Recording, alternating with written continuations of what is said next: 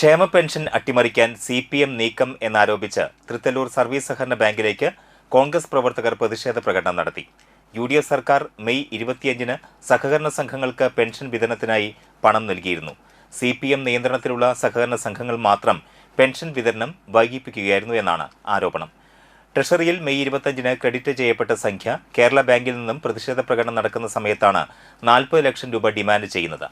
വലിയ പെരുന്നാൾ ആഘോഷവേളയിൽ പെൻഷൻ തുക ഉപയോഗിക്കാൻ കഴിയാത്തത് തികച്ചും നിരുത്തരവാദപരമാണെന്ന് പ്രതിഷേധക്കാർ അറിയിച്ചു.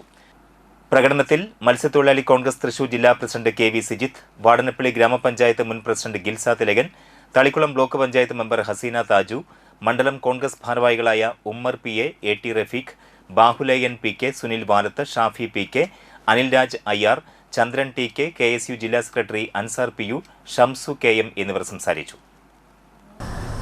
UDFിൻ്റെ സർക്കാർ എല്ലാ സഹകരണ സംഘങ്ങൾക്കും മെയ് 25-ന് തന്നെ ക്ഷേമ പെൻഷൻ ബാങ്ക് അക്കൗണ്ടിലേക്ക് ക്രെഡിറ്റ് ചെയ്യപ്പെട്ടു.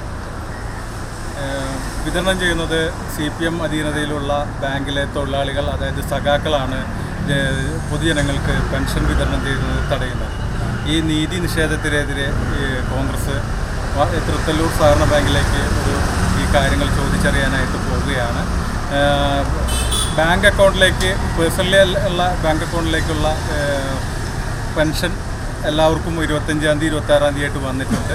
ഇവിടെ തൊട്ടടുത്ത സഹകരണ സംഘമായ വലപ്പാടുള്ള സഹകരണ സംഘത്തിൽ വിതരണം പെരുന്നാളിന് മുമ്പ് തന്നെ മുഴുവൻ ആളുകൾക്കും പെൻഷൻ വിതരണം ചെയ്യപ്പെട്ടിട്ടുണ്ട്. വാടാനപ്പള്ളിയിലും അതിലോ ചില പ്രദേശങ്ങളിലും CPM അധീനതയിലുള്ള ബാങ്കുകളൊന്നും തന്നെ ഈ പെൻഷൻ വിതരണം ചെയ്യാത്ത ഒരു നടപടിയാണ് മുന്നോട്ട് പോവുകയാണ്.